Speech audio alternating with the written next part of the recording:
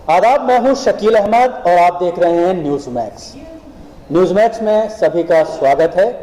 खबर से आगे में आज हम बात करेंगे उत्तर प्रदेश की सियासत पर, खास तौर से बात की जाए समाजवादी और जो गठबंधन हुआ है समाजवादी का और कांग्रेस का, उस पर बात करेंगे कि और साथ ही मुसलमानों का रुझान किस तरफ जा रहा है। इन्हीं चीज़ों पर बात करने के लिए स्टूडियो में आज हमारे साथ दो खास मेहमान मौजूद हैं। जनाब यूसुफ अंसारी साहब जो वरिष्ठ पत्रकार हैं, काफ़ी लंबे तक टीवी जर्नलिज्म से जुड़े रहे हैं, और उसके साथ ही हमारे साथ मौजूद हैं मुफ्ती एजाज अरशद कासमी साहब जो all India Muslim personal law board के मेंबर भी हैं। और अभी इन्होंने 2 दिन पहले ही एक प्रेस कॉन्फ्रेंस कर सबको चौंका दिया। मुत्तहिदा मिल्ली मजलिस के बैनर तले एक प्रेस कॉन्फ्रेंस की थी और उन्होंने कहा है कि मुसलमानों को मायावती का साथ देना चाहिए।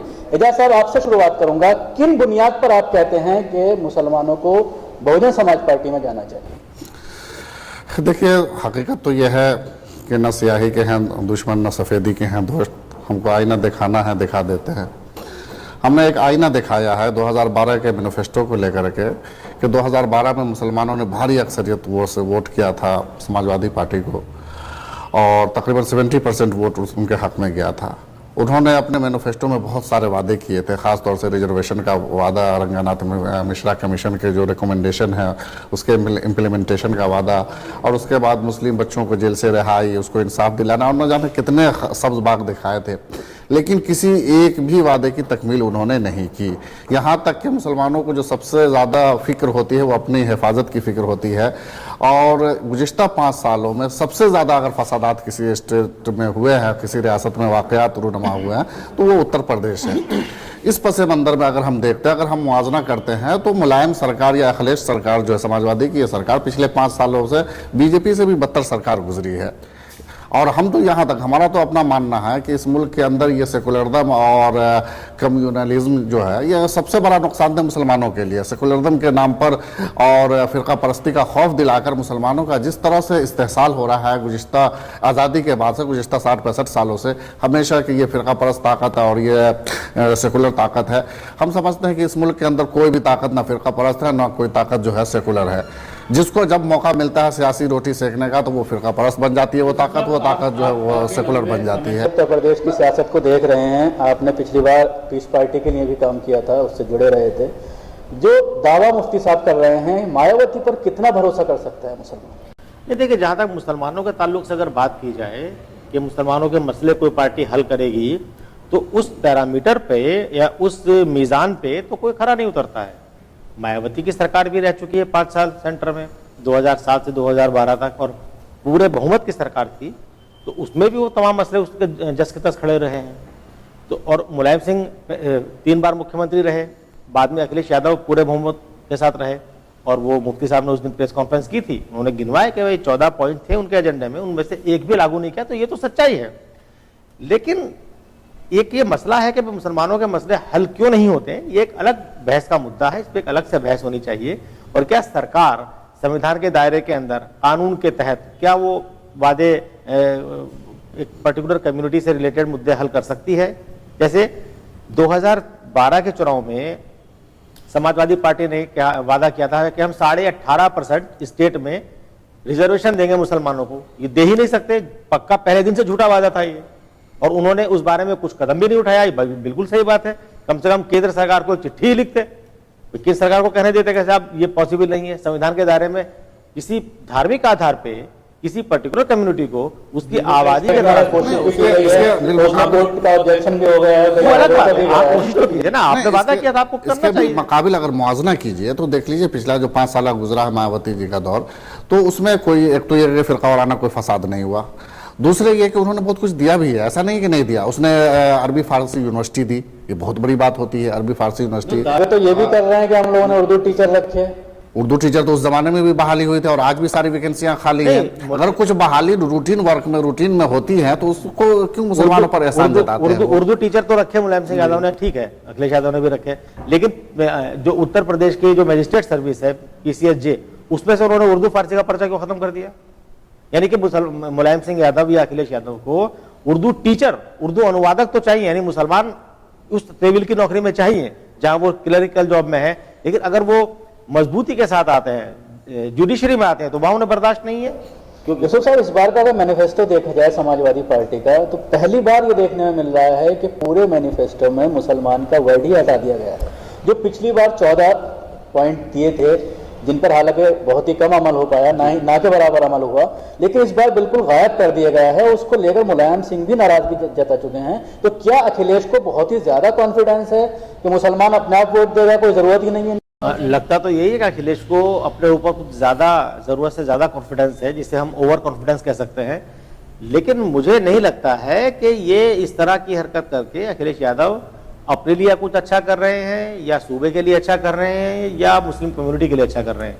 लेकिन एक स्ट्रेटेजी उनकी हो सकती है कि भाई अगर हम अपने मैनिफेस्टो में मुसलमानों को कुछ देने का वादा नहीं करेंगे तो हमारा जो गैर मुस्लिम वोटर्स है, जो उनके अपने वोटर्स हैं, वो वोटर हमारे साथ मजबूत रहेंगे और मुसलमान के सामने मजबूरी होगी हमें वोट देना कांग्रेस से गठबंधन करने के बाद।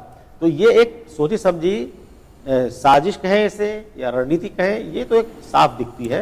और मुलायम सिंह यादव खुद ये बात कह चुके हैं कि अखिलेश यादव की जो छवि है वो मुस्लिम मुखालिफ है, मुस्लिम विरोधी छवि है। तो मुफ्ती साहब, आखिर मुसलमानों के मसाइल समाजवादी पार्टी की अगर बात करें, उससे पहले बहुजन समाज कई बार रही, लेकिन उसके बावजूद मुसलमानों को पार्टी से बहुजन समाज पार्टी जोड़ने में नाकाम रही है। एक ही नाम उत्तर प्रदेश में नजर आता है, नसीमुद्दीन सिद्दीकी का, लेकिन उसके अलावा अगर देखा जाए तो मुसलमान जुड़ता हुआ नजर नहीं आता। तो उसकी वजह क्या है? देखिए, जिस पार्टी को मुसलमान ज़्यादा वोट करते हैं उससे उम्मीदें भी ज़्यादा लगाते हैं। समाजवादी पार्टी को बहुत ज़्यादा वोट किया, मुसलमानों ने भारी अक्सरियत से वोट किया, तो उससे ज़्यादा उम्मीदें थी। मायावती को इतने ज़्यादा वोट मुसलमानों के नहीं जाते, मुश्किल थे 25 से 30% वोट मुसलमानों के जाते हैं। उसके बावजूद ये बहुजन समाज पार्टी के हौसले की बात है कि वो जो मुसलमानों के आबादी का तनासुब है उससे बढ़ करके मुसलमानों को टिकट दिया है। और ऐसा नहीं कि मुसलमानों को जोड़ने की कोशिश नहीं होती है। अभी मायावती जी जो है अपने हर रैली में मुसलमानों का जिक्र करती है, उनके मसाइल का जिक्र करती है। और जहाँ तक ये फिक्र करना, बाज़ लोगों को ये ऑब्जेक्शन है कि कहीं मायावती जी जो है बीजेपी की तरफ न चली जाए, ऐसा अगर इनसे खौफ है तो कौन ऐसी पार्टी है जो बीजेपी से हाथ नहीं मिलाती हो? ये वही मुलायम सिंह है जो ऐन वक्त पर जो है बीजेपी को जिताने के लिए बिहार में जो है महागठबंधन से अलग हो गए थे। ये वही मुलायम सिंह है जो 89 में बाज़ाब्ता गवर्नमेंट का हिस्सा थे, जो बीजेपी की मदद से गवर्नमेंट बनी थी। ये वही मुलायम सिंह है जिन्होंने गुजरात की हर सीट पर जो अपना कैंडिडेट खड़ा किया था कांग्रेस को हराने के लिए बीजेपी के इशारे पर। तो मुलायम सिंह को हम कैसे मान सकते हैं? उस पैरामीटर पे तो मायावती भी है, गुजरात में तो मायावती ने सपोर्ट किया था बीजेपी। वही मैं कह रहा हूँ ना, मैं मुआवजा कर रहा हूँ। दूसरी बात, तो मायावती पर ऑब्जेक्शन हो रहा है, मैं ये बात कह रहा हूँ, आपकी बात इसलिए हम कह रहे हैं कि कोई सेकुलर नहीं। सवाल ये है जो भी आपने बुनियादी मुद्दा उठाया कि भाई मुसलमानों के जो मसाइल हैं वो कैसे हल होंगे। इसके लिए मुझे लगता है कि किसी भी सियासी पार्टी से ज्यादा मुसलमान खुद जिम्मेदार है। मुसलमानों के अपने मसले हल करने की तरफ बिल्कुल तवज्जो नहीं है। जिस दिन वो तवज्जो हो जाएगी उस दिन मुसलमानों के मसले हल होने लगेंगे। मुसलमानों के मसले हैं क्या, पहले तो मुसलमान ये तय करें उनका एजेंडा क्या है। उस एजेंडे पर अगर आप बात आती है, तालीम की बात आती है, सरकारी नौकरी की बात, तो सरकारी नौकरियां जो है वो तो कंपटीशन से मिलती हैं। कंपटीशन में हम लोग आना नहीं चाहते हैं। दूसरी बात, सच्चर कमेटी को लागू करने के लिए, उसकी सिफारिशों को इंप्लीमेंट करने के लिए यूपीए सरकार ने 2008 में 3800 करोड़ रुपए का बजट दिया था। 90 जिले छाटे गए थे, जिसके अंदर से यूपी के करीब 20 जिले आते हैं और हर जिले में 50 से लेकर 100 करोड़ तक रुपया गया है। कि क्या किसी मुस्लिम संगठन जो काम कर रहे हैं उन्होंने कभी खबर ली है कि हमारे जिले में जो पैसा आया वो कहां लगा है? बहुत से जिलों में तो लोगों को पता भी नहीं कि हमारे जिले में पैसा आया है, दूसरी स्कीमों में पैसा लग गया है, डीएम ने परमिशन नहीं दी। तो जब तक हम लोग जमीन पे अपने हक के लिए लड़ाई लड़ने के लिए आगे नहीं आएंगे, सोसाइटीज बना के, ट्रस्ट बना के या जो निगरानी समिति बना करके हम अपने उसके लिए नहीं करेंगे, कुछ नहीं होगा। सिर्फ वोट देने से, टिकट किसने किसको दे दिए, अरे भाई मायावती कह रही है कि सामने 100 टिकट मुसलमानों को दे दिए, 100 के 100 जीत भी जाते तो किस काम के हैं? मुझे बहुत अच्छी तरह याद है जिस दिन कोटा नगर प्रसाद जब हुआ, अभी भी अच्छे खासे 70 विधायक मुसलमान, तो किस काम के हैं वो? क्योंकि वो मुस्लिम विधायक किसी मुस्लिम कम्युनिटी को रिप्रेजेंट करते नहीं है, वो अपनी पार्टी को रिप्रेजेंट करते हैं, अपनी पार्टी के एजेंडे से बंधे हुए हैं, पार्टी की पॉलिसी से बंधे हुए हैं। मुझे बहुत अच्छी तरह याद है बीएसपी के नेता राशिद अल्वी साहब जब थे, जिस दिन पोटा कानून बन रहा था पार्लियामेंट में, उस दिन उन्होंने पोटा के खिलाफ बयान देने के लिए बहुत तैयारी की थी। वो खुद बता रहे थे कि जैसे मैं गाड़ी में बैठा घर से निकलने के लिए, बहन जी का फोन आया कि पोटा का समर्थन करना है हम। तो आप किन नुमाइंदों की बात करते हैं? किसी भी पार्टी का नुमाइंदा हो तो वो अपनी पार्टी के एजेंडे से बंधा हुआ है, किसी कम्युनिटी के एजेंडे से बंधा हुआ नहीं है। अगर कम्युनिटी अपने बलबूते किसी को जिताकर भेजती है तो वो कम्युनिटी के प्रति जवाबदेह होगा, ये लोग अपनी पार्टी के प्रति जवाबदेह होंगे, कम्युनिटी के प्रति जवाबदेह नहीं होंगे। मुफ्ती साहब बहुत अच्छी बात इन्होंने उठाई है। सबसे बड़ी बात जो आ रही है उत्तर प्रदेश में, कहीं ना कहीं जो लीडरशिप है मुसलमानों की वो नदारद नजर आ रही है, जो मुसलमानों के मसले पहुंचाए और साथ ही जो एहतसाब करना चाहिए कि 5 साल में आपने क्या क्या किया, और उसको लेकर लीडरों से मुलाकात करना, या जैसे मायावती है तो उनसे मुलाकात करना कि आप क्या क्या करेंगे। मायावती ने भी अगर देखा जाए तो कोई खास वादे मुसलमानों से नहीं। किसी को भी ब्लैंकेट समर्थन हम क्यों दें? असल वही चीज़ है। देखिए, असल इक़्तिदार में हिस्सेदारी, कोई भी बिरादरी हम जब देखते हैं कि जो इंतहाई पसमानदा थी, इंतहाई बैकवर्ड थी, और आज जो है किसी हद तक जो मेन स्ट्रीम में वो बिरादरी आ गई है, तो वो सिर्फ और सिर्फ इक़्तिदार की वजह से आई है। इक़्तिदार में हिस्सेदारी हमारी हमेशा सफ़र रही है, हमारे अंदर लीडरशिप का हमेशा से फुकदान रहा है, कमी रही है, जिसकी वजह से जो है आज ये दिन देखने पड़ रहे हैं। ज़रूरत तो इसी बात की है कि हम अपनी लीडरशिप तैयार करें। उसके लिए लोग कहते हैं कि जैसे ओवैसी आए यूपी के अंदर। देखिए, ओवैसी भी अभी यूपी के अंदर आए हैं तो वो अपने एक वजूद की लड़ाई लड़ रहे हैं। ज़रूरत इस बात की है कि हम मुसलमान भी अकेले जो है कुछ नहीं कर सकते। एक दलित मुस्लिम इत्तेहाद, जैसे यादव मुस्लिम इत्तेहाद बना करके जो है लालू यादव हुकूमत कर रहे हैं बिहार में, या मुलायम सिंह हुकूमत कर रहे हैं यूपी में, तो अगर वो 10% से कम है यादव और उसके बावजूद जो है 20% मुसलमानों को साथ लेकर हुकूमत बना सकते हैं, तो हम 20% उस 10% को साथ लेकर हुकूमत क्यों नहीं बना कैसे बना सकते हैं? नहीं, कैसे बना सकते हैं? जब आप अपनी पार्टी का नाम रखेंगे ऑल इंडिया इत्तेहादुल मजलिस मुस्लिमीन, तो आप मुसलमानों को इत्तेहाद करके भाई साहब कहां ले जाना चाहते हो? किससे लड़ाना चाहते हो? दूसरे जिन्ना बनना चाहते हो आप? नहीं, इत्तेहादुल मुस्लिमीन, देखिए शिवसेना रख सकते हैं। शिवसेना क्या है?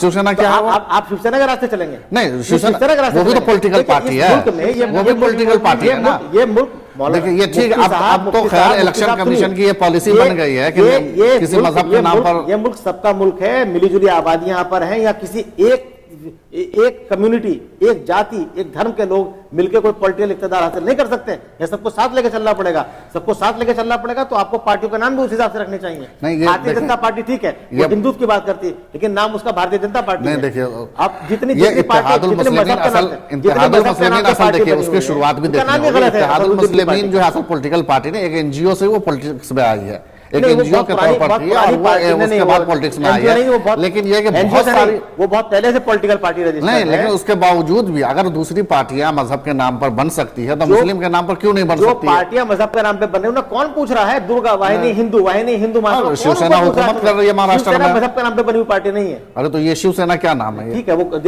दिखा दिया ना पब्लिक ने, उसको भी, वो भी खत्म हो जाएगी। तो क्या ठीक है, तो क्या पे नहीं चलना चाहते, ये ठीक है, परंपरा पे चलना चाहते हैं, ये ठीक है। हम मुसलमान हैं, हम कुरान को मानते हैं, हम मोहम्मद को मानते हैं, ये ठीक है कि अकेले मुसलमान जो है पॉलिटिक्स में कुछ नहीं कर सकते, करनी चाहिए, अलायंस की पॉलिटिक्स हमें करनी ही चाहिए। हम डिवीजन की पॉलिसी कैसे अपना सकते हैं भाई?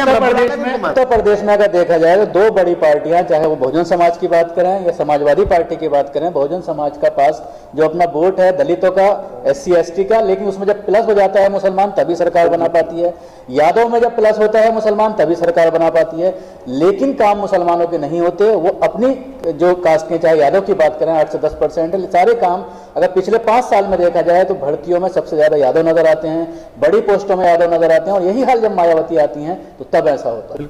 देखिए, इसलिए होता है कि मुसलमानों की भूमिका चुनाव में कहारों वाली है। कहारों का काम होता है दुल्हन की पालकी ढोके उसके मायके से लेकर ससुराल तक पहुंचाना।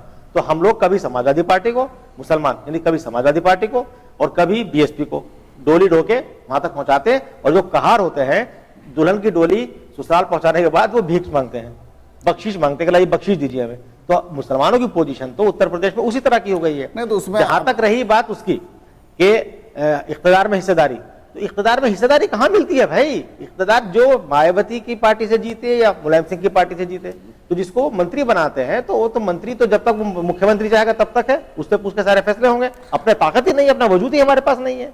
देखिए, इख्तिदार में हिस्सेदारी तो किसी पार्टी के प्लेटफॉर्म से तो नहीं मिल सकती। हिस्सेदारी के लिए तो अपना फॉर्म बनाना पड़ेगा, अपना ग्रुप बनाना पड़ेगा, और उसके बाद अलायंस करनी पड़ेगी। बिल्कुल, जब वो यादव अपनी पार्टी बना करके मुसलमानों से अलायंस करके मुसलमानों को लेकर के जीत सकते हैं, हुकूमत कर सकते हैं, या दलित अपनी पार्टी बना के मुस्लिम दलित इत्तेहाद कर सकते हैं, तो मुसलमान की पार्टी बनाए। लेकिन वो जितने मुसलमान हाल के वर्षों में आप देख लीजिए, लेके मुस्लिम मजलिस से लेकर के और पीस पार्टी और अब ये मुस्लिम लीग से लेकर के असदुद्दीन ओवैसी की मजलिस तक, ये सारी पार्टियां सिर्फ इसलिए नाकाम हुई कि इन्होंने सिर्फ और सिर्फ मुसलमानों की एकजुटता की बात की, जो एकजुटता बर्दाश्त नहीं कर। अरे भाई, आप उत्तर प्रदेश में आपकी आबादी, मुसलमानों की आबादी 20% है, जब आप 20% की इत्तेहाद की बात करोगे तो 80% आपके खिलाफ ऐसी एकजुट हो जाएगा। यादव की पार्टी लेकिन समाजवादी उसने अगर कभी बनी कहा, थी तो नहीं, वो भी पहले मुलायम यादव को सिंह अलायंस मुत्तहिद यादव- करने की बात की थी। देखिए कोई भी पार्टी उसी वक्त सक्सेस होगी जब अपने अपने कौम को पहले वो मुत्तहिद करेंगे। आपको याद होगा लालू यादव जब राष्ट्रीय जनता दल बनाया था तो ब्राह्मण को कितना गाली दे रहे थे, कितना गाली दे रहे थे ब्राह्मण को। तो मैं कह रहा हूं ना, यादव को मुत्तहिद किया उन्होंने, तो मुस्लिम एक धार्मिक आधार, तो मुसलमानों को भी तो मुत्तहिद किया जा सकता है ना। भारतीय समाज में जो राजनीति है वो जाति आधारित राजनीति है या मजहब आधारित राजनीति चल नहीं सकती। आप जाति आधारित खेल में धार्मिक घुसा देते हैं। क्या सारे मुसलमान बराबर है क्या? मुसलमानों में भी तो है अशराफिया तबका, अजराफिया तबका, अर्जाल, तो वहां कहिए ना मुसलमानों का एक अलग मैटर है। मैं आपसे आखिरी एक सवाल करना चाहूंगा। अभी जिस तरह से आप ये कोशिश कर रहे हैं, अपने जिस तरह से मुत्तहिदा मिल्ली मजलिस में काफ़ी लोग हैं, नदवा से भी जुड़े हुए लोग हैं, दारुल उलूम देवबंद से भी जुड़े हुए हैं और कई तरह के लोग हैं जो मुस्लिम तंजीमों से ताल्लुक़ रखते हैं, तो किस तरह की आप रणनीति बना रहे हैं उत्तर प्रदेश में जाने की? देखिए हमारा तो वही मानना, जो हमने अपनी बात की शुरुआत की थी कि इस मुल्क के अंदर जो है हर पार्टी अपने आप को सेकुलरिज्म के नाम पर रोटी सेक रही है, लेकिन हमें देखना होगा कि मुसलमानों के मफाद की बातें कहाँ हो रही हैं और सच्चाई में अमल कहाँ हो रहा है। जिस पार्टी को हमने वोट बहुत कम किया उसके बावजूद हमारे लिए अगर काम ज़्यादा किया है तो वो हमारे लिए बेहतर पार्टी है। समाजवादी को हमने वोट ज़्यादा किया और काम कम किया, और बहुजन समाज पार्टी को हमने वोट कम किया लेकिन उसके बावजूद उसने काम ज़्यादा किया। उनके यहाँ का हम जब काम का आंकड़ा देखते हैं तो हम इसके मुकाबले में कहीं बेहतर पार्टी हमको नजर आती है। और सबसे बड़ी बात यह है कि वो दंगा मुक्त उन्होंने एक स्टेट दिया। जब मुसलमान जहनी तौर पर अपने आप को महफूज समझेगा तो अपने आप वो खुद आगे बढ़ने की कोशिश करेगा, लेकिन अपनी हिफाजत की फिक्र होगी और डर और खौफ के साए में वो जिंदगी गुजारेगा तो फिर वो आगे कैसे अपने मुस्तकबिल के बारे में सोच सकता है। मेरा तो यही मानना है। बिल्कुल, इस पूरे डिस्कशन में जो बात निकल कर सामने आई, सबसे बड़ा मसला मुसलमानों का है वो तहफ़्फ़ुज़ का मसला है। जिस तरह से पिछले 5 सालों में उत्तर प्रदेश में तकरीबन 200 फसादात देखने में आए। मुफ्ती साहब का ये कहना है कि पिछली सरकार में मायावती ने तहफ़्फ़ुज़ फराहम करने की कोशिश की मुसलमानों को, और अगर तहफ़्फ़ुज़ होगा उसके बाद मसाइल मुसलमानों का, चाहे वो एजुकेशन का मसला है या और चीज़ें हैं, उस पर इनका ये कहना है कि उसको हम बजाते खुद उनको हल करने की कोशिश करेंगे। अगर जान माल का तहफ़्फ़ुज़ होगा, इज्जत का तहफ़्फ़ुज़ होगा तो ये बहुत बड़ा एक मसला हल हो जाएगा। शुक्रिया दोनों मेहमानों का स्टूडियो में आने के लिए। खुदा हाफ़िज़।